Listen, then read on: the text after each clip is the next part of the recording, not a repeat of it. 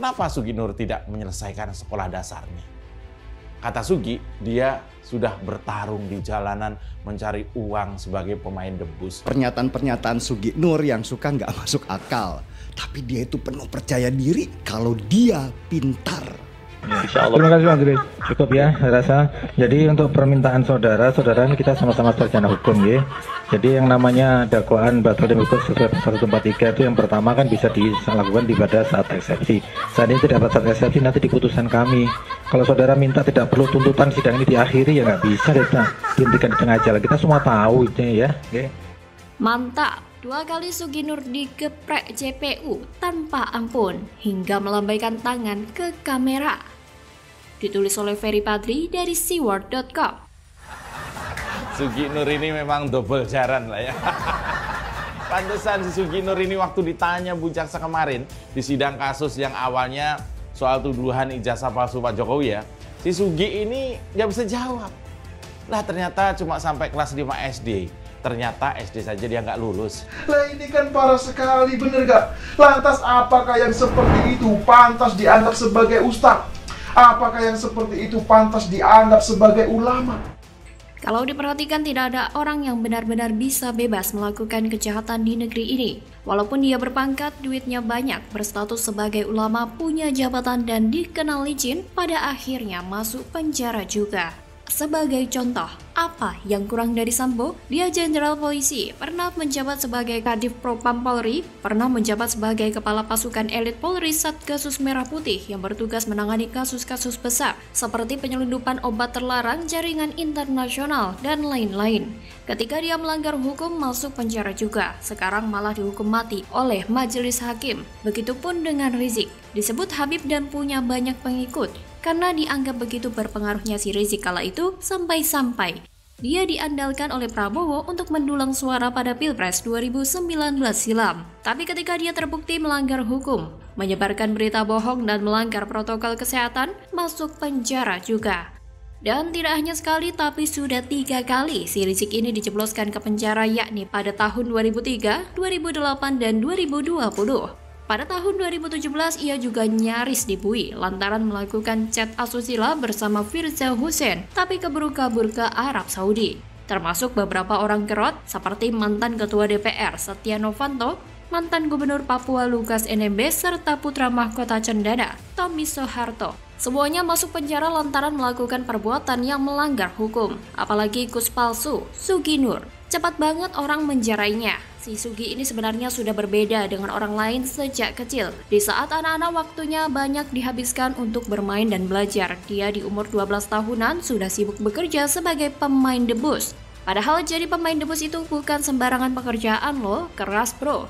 Karena yang dipertontonkan bukan hanya keahlian seperti penari balet dan pemain sirkus, tapi kesaktian diri. Seperti kebal terhadap senjata tajam dan kebal terhadap air keras. Beberapa atraksi yang dipertontonkan oleh pemain debus ini antara lain: menusuk perut dengan tombak, mengiris bagian tubuh dengan pisau, memakan paku, membakar tubuh dengan api, bergulingan di atas beling, dan menaiki susunan golok tajam. Pokoknya kalau melihat pemain debus melakukan atraksinya bikin merinding. Bahkan bisa mual atau muntah bagi yang mengalami fobia darah. Nah, di samping itu, untuk menambah penghasilannya, si Sugi Nur ini nyambi jadi sales pembalut. Yang namanya sales supaya berhasil closing harus bisa ngomong dong. Karena terkadang barang yang dijual itu mereknya tidak terkenal. Kualitasnya nggak jelas, tapi harganya mahal. Jadi harus mampu meyakinkan calon konsumen lewat kata-kata. Disinilah Gus Nur mulai melatih kemampuan berbicaranya. Hingga entah bagaimana ceritanya, ia yang tidak pernah belajar agama dengan serius itu tidak pernah mondok di pesantren, tidak punya guru agama, tidak bisa ngaji, dan tidak paham isi Al-Quran, tiba-tiba jadi penceramah agama. Tak pelak omongan Sugi Nur pun jadi ngaco sengaco-ngaconya. Apa yang disampaikan jauh banget dari ajaran agama meskipun ngomongnya agak lancar. Seperti Sugi Nur pernah mengatakan, NU disopiri oleh pemabok dan penumpangnya PKI. Kiai NU adalah kiai dangdutan, rezim Jokowi, laknatullah, banser bobrok, dan berhati iblis serta NU itu sakit. Hingga ia pun mengharamkan memilih capres selain Anies. Haram milih Ganjar, haram milih Erick Thohir, haram milih Puan Maharani, haram milih Prabowo Subianto, haram pilih Sandiaga Uno, ujarnya kala itu. Selanjutnya, Sugi juga pernah menuding ijazah Presiden Jokowi palsu. Karena perkataannya yang jorok dan gak berakhlak itu pula membuat dirinya harus berurusan dengan aparat penegak hukum. Pada 2020 silam, ia pernah dipenjara selama 10 bulan karena terbukti melakukan ujaran kebencian terhadap NU. Ketahuan banget kalau si Sugi ini pengetahuannya sempit sehingga bisa salah pilih lawan. NU itu ormas Islam terbesar di dunia, Ferguson. Anggotanya saja pada 2021 silam mencapai 95 juta. Jadi kalau mereka melapor, ya secepat kilat akan ditindaklanjuti oleh polisi. Untung Nahdliyin bukan tipe orang emosian kayak Laskar Kadrun. Kalau mereka emosian, sudah habis si Sugi dihantam banser. Pada 2022, lagi dan lagi, Sugi Nur berurusan dengan polisi. Kali ini terkait tuduhannya tanpa bukti yang menyebut ijazah Presiden Jokowi palsu. Nah, lucunya di persidangan, ia 2 kali digeprek oleh JPU. Pertama, jaksa mengungkapkan kalau ternyata Gus palsu itu tidak tamat SD, alias hanya sampai kelas 5 SD saja. Dan kedua, Sugi Nur dituntut hukuman 10 tahun penjara. Alasannya dituntut hukuman berat karena dia residivis kambuhan, berbelit-belit dalam memberikan keterangan serta tidak menyesali perbuatannya. Modiar. Hingga suatu ketika Sugi Nur fobia sama penjara. Ia pun seperti tanpa bersalah minta kepada majelis hakim agar sidang langsung diakhiri saja, serta tidak perlu adanya tuntutan. Emang pengadilan itu punya nenek lu? Melambaikan tangan ke kamera kawan, alias menyerah. Semoga pasca keluar dari penjara nanti, Sugi segera menyadari kebodohannya. Bila perlu, sekolah lagi, ambil paket A, B, dan C, sehingga bisa kuliah ngambil jurusan komunikasi dan penyiaran Islam. Kalau serius mau jadi pendakwah. Karena jadi pendakwah itu tidak cukup hanya dengan kata-kata kasar doang, tapi ada ilmunya. Bagaimana kalau menurut Anda?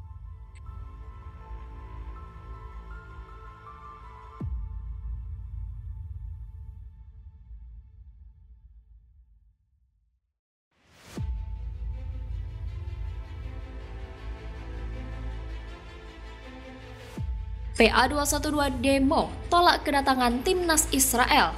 Rudy Valinka beri saran agar Israel bilang mau hadir ke acara Anies di JIS agar bisa diterima.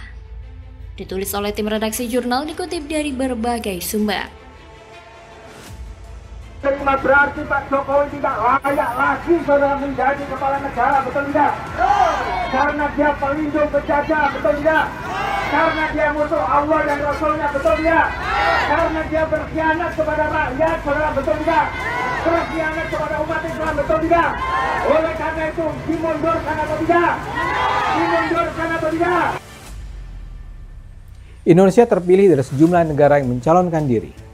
Posisi sebagai tuan rumah adalah posisi prestisius yang tak dimiliki sembarang negara.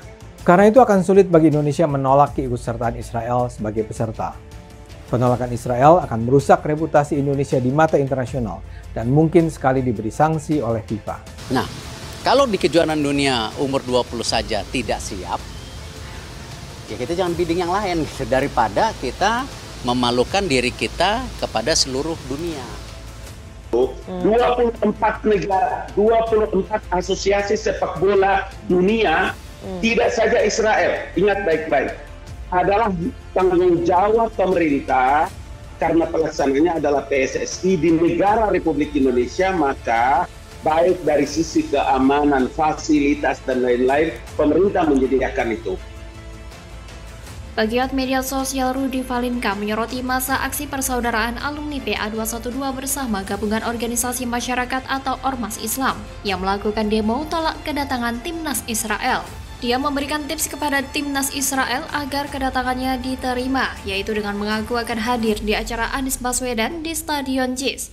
Menurut Rudy Valinka itu akan aman, damai, tanpa demo.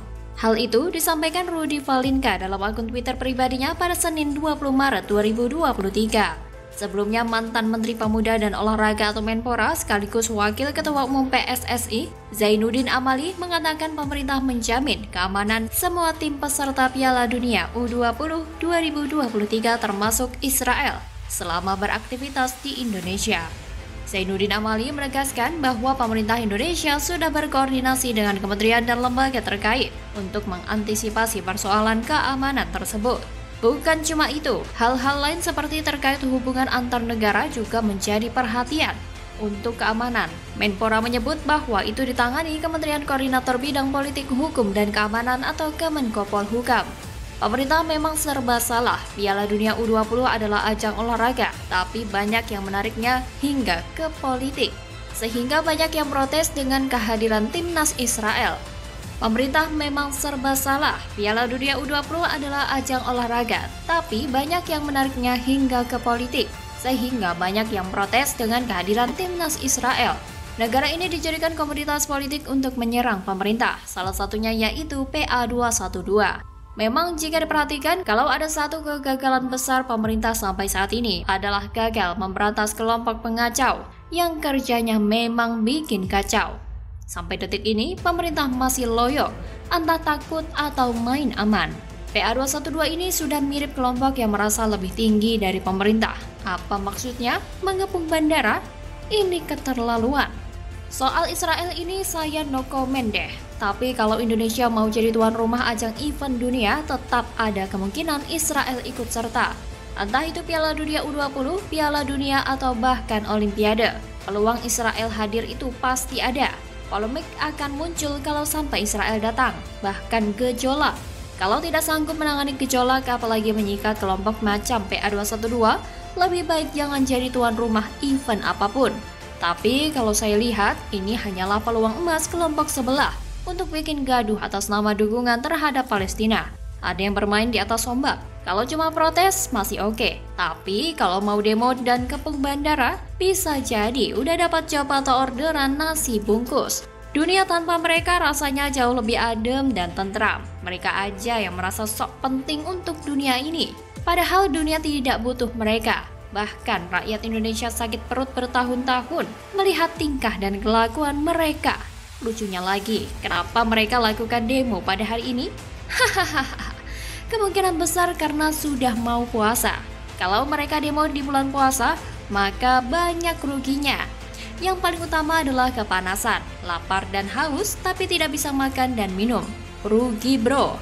Belum lagi uang untuk nasi bungkus bakal tidak ada. Bagus tidur di rumah saja, betul nggak? Makanya bisa jadi mereka cepatan demo sebelum puasa, biar bisa nikmati nasi bungkus gratis. Hahaha. Aksi demo kalau tidak ada acara makan-makan mana seru dah. Dapat capeknya doang. Mereka ini tujuan utamanya adalah nasi bungkus. Tanpa nasi bungkus dan logistik, jangan harap mereka mau demo bela ini itu. Itu hanyalah kemunafikan yang dibungkus untuk membodohi orang. Bagaimana kalau menurut Anda?